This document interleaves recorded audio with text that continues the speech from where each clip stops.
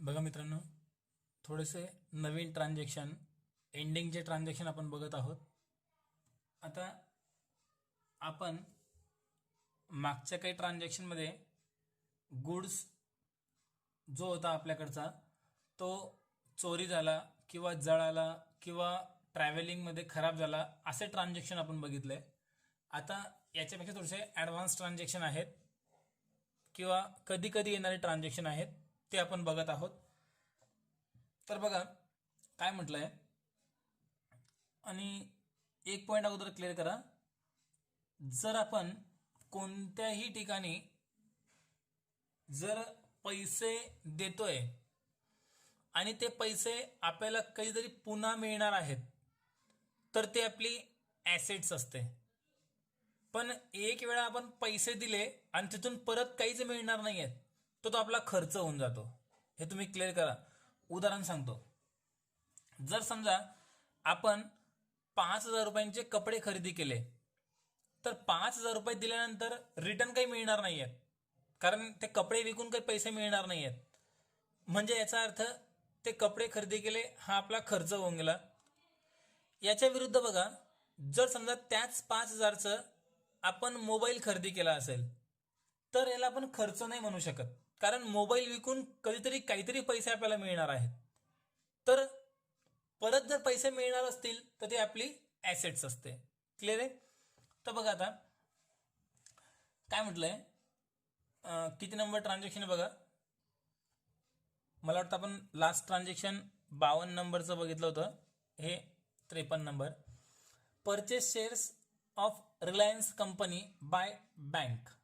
आता इथे bye bank शब्द असेल किंवा नसेल त्याचा काहीच फरक पडत नाही, कारण जे शेअर्स आपण खरेदी करतो ते बँकेमार्फतच खरेदी करावे लागतात. थोडंसं समजून देतो काय असतं. शेअर्स म्हणजे काय असतं समजून घ्या.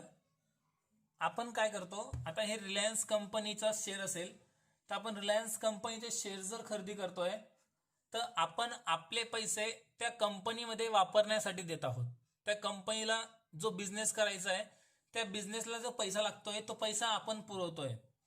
तर आपण त्या कंपनीचे भागधारक होतो. ज्यांचा SP विषय आहे त्यांना हे 11वी मध्ये येईलच. नाही समजलं तर मी समजावून देईल. सोपा भाग आहे, एकदम इंटरेस्टिंग आहे. तर शेअर्स काय असतं, जर समजा एखादी कंपनी आहे आणि त्या कंपनीला समजा मोठ्या प्रमाणात पैशांची आवश्यकता आहे आणि ते पैसे त्या कंपनीकडे नसतील किंवा ॲडजस्ट होत नसतील, तर ती कंपनी लिमिटेड कंपनीमध्ये कन्वर्ट होऊन ती कंपनी मार्केटला आपल्या कंपनीचे शेअर्स विक्रीला काढते. याला म्हणतात मराठीमध्ये भाग. आणि जे शेअर खरेदी करतात त्यांना म्हणतात भागधारक.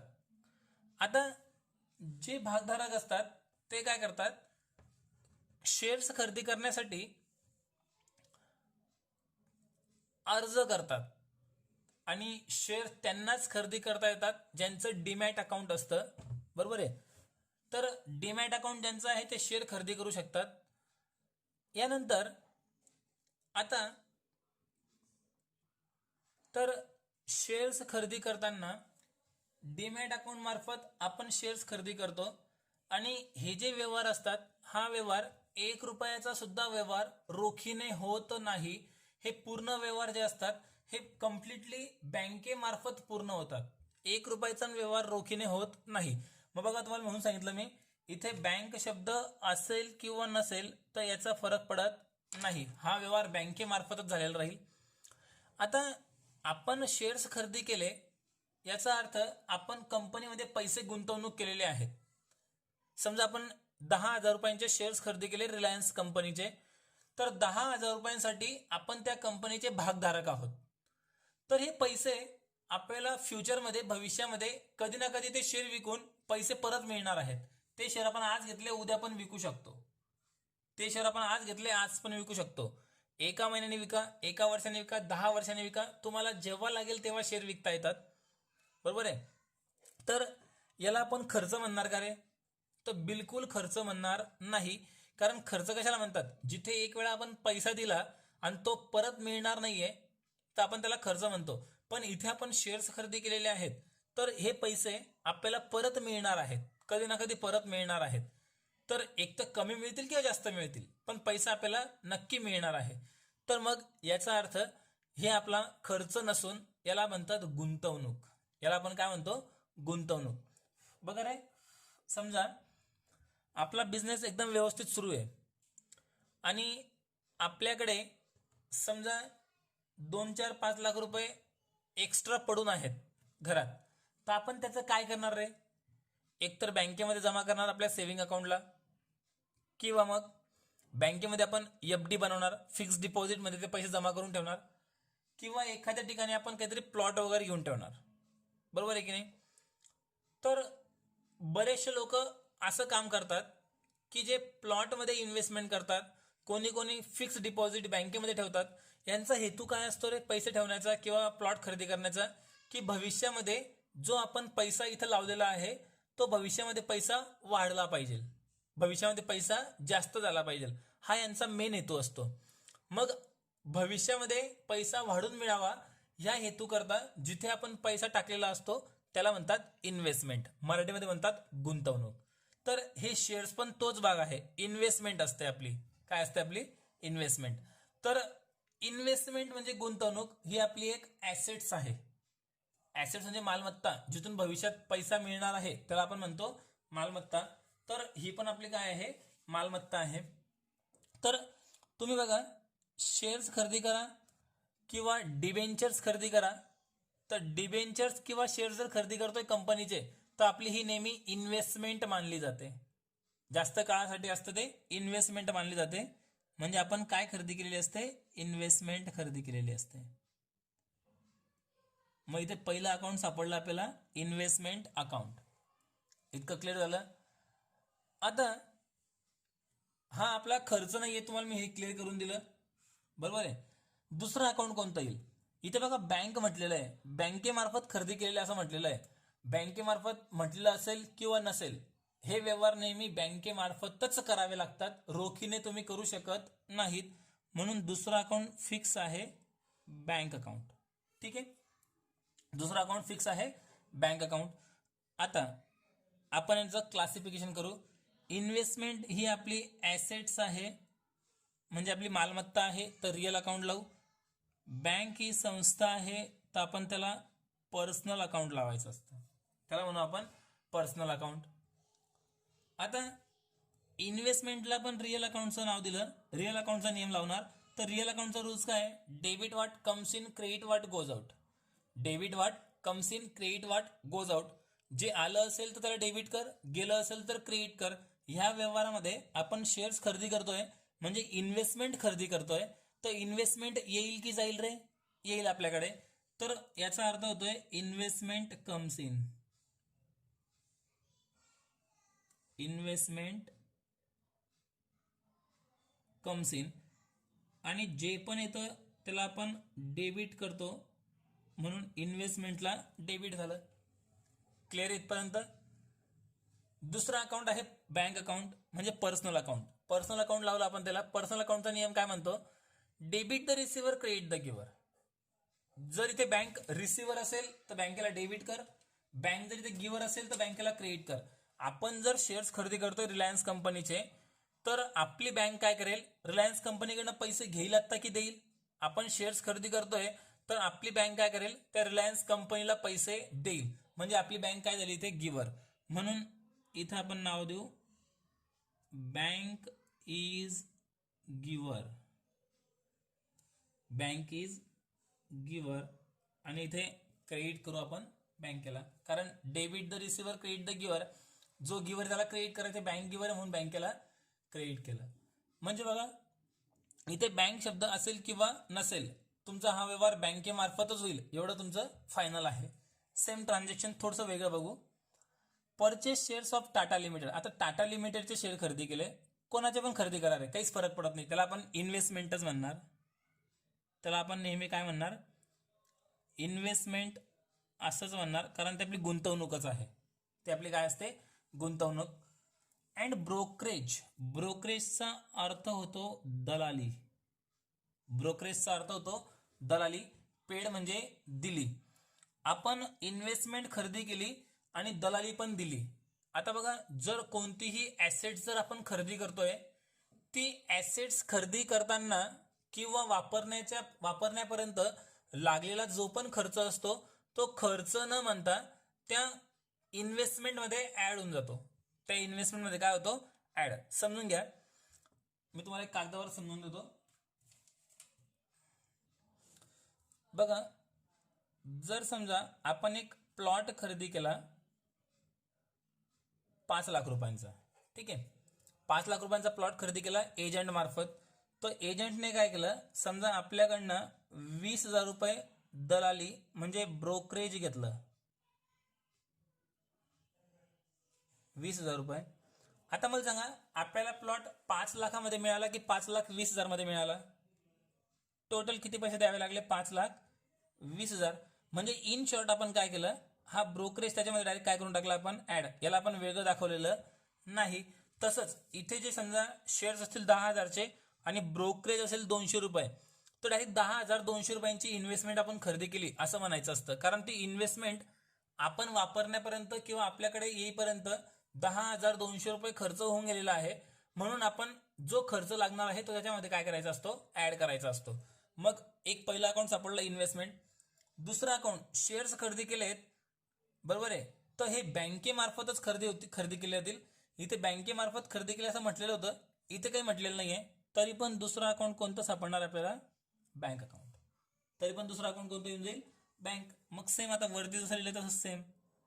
इन्व्हेस्टमेंटला रिअल अकाउंट, बँकेला पर्सनल अकाउंट. इथे इन्व्हेस्टमेंट कम्स इन आणि इथे बँक इज गिव्हर. कम्स इनला आपण नेहमी काय करतो? डेबिट. आणि बँकेला करणार आपण क्रेडिट. हे पण ट्रान्झॅक्शन संपलं. इतकं सिंपल ट्रान्झॅक्शन आहे इन्व्हेस्टमेंटचं. याच्यात काय शिकण्यासारखं होतं की इथे बँक अकाउंट दिलं असेल किंवा नसेल, आपल्याला बँकेमार्फतच ती खरेदी करायची असते. हे तुम्ही अगोदर क्लिअर करून घ्या. विकताना पण बँकेमार्फतच विकणार, तेव्हा ही एंट्री रिव्हर्स होऊन जाईल. बँकेला डेबिट होऊन जाईल, इन्व्हेस्टमेंटला क्रेडिट होऊन जाईल. Next transaction, wages paid. वेजेसचा अर्थ होतो मजुरी. पेड म्हणजे आपण दिली, मजुरी दिली आपण. पहिलं अकाउंट कोणतं सापडेल? वेजेस. आणि पेड कसलं काम करतंय? कॅशचं. कॅशच दिली असेल आपण, बँकेमार्फत तर काही म्हटलेलं नाहीये. तर मजुरी दिली म्हणजे आपला काय झाला रे? खर्च झाला. नियम कोणता लावणार त्याला? नॉमिनल. आणि कॅशसाठी कोणता लावतो? रिअल. हे एकदम सुरुवातीचे आपले ट्रान्झॅक्शन आहेत, लक्षात घ्या. नॉमिनल अकाउंटचा नियम काय आहे? Debit all expenses and losses, credit all income and gain. Debit all expenses. इथे मजुरी दिली म्हणजे आपलं काय झालं? एक्सपेन्सेस. म्हणजे वेजेस काय आहे आपला? एक्सपेन्सेस. Wedges is expenses. आणि एक्सपेन्सेसला आपण नेहमी काय करतो रे? डेबिट. आता पेड म्हटलेलं आहे, कधी कधी मजुरी देऊन टाकली असेल, कधी कधी द्यायची बाकी असेल. आपण पुढे म्हटलं बघा आउटस्टँडिंग, ते पण आपण बघणार आहोत. इथे मजुरी आपण देऊन टाकली आहे म्हणजे आपल्याकडनं काय गेलं रे? कॅश. रिअल अकाउंटचा नियम, debit what comes in, credit what goes out. Cash आली की गेली? इथे गेली आपल्याकडनं. मजुरी दिली म्हणजे कॅश आपल्याकडनं goes out.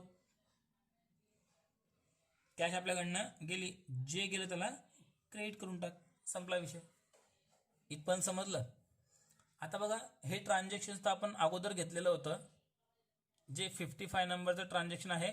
Salary paid, electricity paid, travelling expenses paid. जसं ते खर्च पेड केले तशी ती खर्चाची आपली ट्रान्झॅक्शन होतं. आता बघा इथे काय म्हटलेलं आहे, पुढचं ट्रान्झॅक्शन समजण्याकरता आपण हे ट्रान्झॅक्शन घेतलेलं होतं. Outstanding wedges. वेजेसचा अर्थ परत काय सांगितलं मी इथे? मजुरी. आउटस्टँडिंगचा अर्थ होतो देणे बाकी. मजुरी तर आहे पण द्यायची बाकी. समजा 500 रुपये मजुरी आहे पण ती आपण दिलीच नाहीये, द्यायची बाकी आहे. बघा मला सांगा, मजुरी दिली असेल तरी खर्च आहे, द्यायची बाकी असेल तरी पण खर्च आहे. म्हणजे पहिलं अकाउंट तर आपला येऊन गेलं वेजेस, त्याला नॉमिनल अकाउंट लागेल, तो खर्च आहे म्हणून वेजेस इज एक्सपेन्सेस म्हणणार. आणि त्या वेजेसला आपण डेबिट करणार. इतकं फायनल आहे. दुसरं अकाउंट कोणतं घेणार? इथे आपण दुसरं अकाउंट कोणतं घेतलं होतं? कॅश. कारण इथे वेजेस पेड करून टाकलेलं होतं, देऊन टाकलं होतं आपण, तर पैसे गेले म्हणून कॅशला क्रेडिट केलं. इथे पैसे गेलेत का आपल्याकडनं? अजून नाही गेलेले, कारण वेजेस देणे बाकी, अजून पण द्यायचं बाकी आहे. म्हणून दुसरं अकाउंट जे सापडतं आपल्याला, ते दुसरं अकाउंट आपल्याला सापडतं आउटस्टँडिंग वेजेस. दुसरं अकाउंट आपल्याला सापडतं आउटस्टँडिंग वेजेस. आता आउटस्टँडिंग वेजेस जे पर्सनल रिअल नॉमिनल अकाउंट होतं आपलं, त्यातनं पर्सनल मध्ये येतं. त्यातनं कशामध्ये येतं? पर्सनल मध्ये. पर्सनल मध्ये का बरं? मजुरी द्यायची बाकी की नाही? कोणाला द्यायची बाकी राहील रे? व्यक्तीलाच द्यायची बाकी राहील. म्हणून त्याला कोणता नेम लागतो? पर्सनल. पर्सन मध्ये पण कोणता? पर्सन मध्ये पण कोणता? Representative personal account. बघा मी ते कंसात तुमच्या माहितीसाठी देतो. रिप्रेझेंटेटिव्ह पर्सनल अकाउंट आपण ते शिकलो होतो. त्याच्यामध्ये पर्सनल रिअल नॉमिनलचे जे व्हिडिओ आहेत ते बघा. आउटस्टँडिंग एक्सपेन्सेस, प्रीपेड वेजेस, हे जे होतं ते सगळं रिप्रेझेंटेटिव्ह मध्ये येतं. आता मला सांगा, याला पर्सनल का बरं लावला आपण? समजा एक गजानन नावाचा व्यक्ती आहे, तो आपल्या शेतामध्ये सालदारकी करत आहे आणि त्याची सालदारकी म्हणजे त्याची मजुरी द्यायची बाकी 500 रुपये, पण आपण अजून दिलेली नाही. खर्च तर आहे की नाही आपला, म्हणून खर्चाची आपण नोंद करून टाकली. पण मला सांगा, त्याला आपण अजून मजुरी दिली का रे? नाही दिली. मग आपण नोंद करताना त्याच्या नावाने नोंद करून ठेवतो की मजुरी द्यायची बाकी म्हणून, पण त्याचं नाव न लिहिता आपण फक्त काय लिहितो? Outstanding wedges. मग याच्यामध्ये त्या व्यक्तीचं नाव लपलेलं आहे, कोणाला तरी दिलेलं आहेच की द्यायचं बाकीचे की नाही, म्हणून त्याला काय नाव लावतो आपण? Personal account. आता मग इथं काय होतं? Outstanding wedges is giver. म्हणजे इथे आउटस्टँडिंग वेजेस मध्ये त्या गजाननचं नाव लपलेलं आहे. त्याने सर्व्हिस आपल्याला देऊन टाकलेली आहे. तो गिव्हर होता, तो देणारा होता सर्व्हिस, पण आपण अजून इकडनं पैसे दिलेले नाहीत. म्हणून त्या आउटस्टँडिंग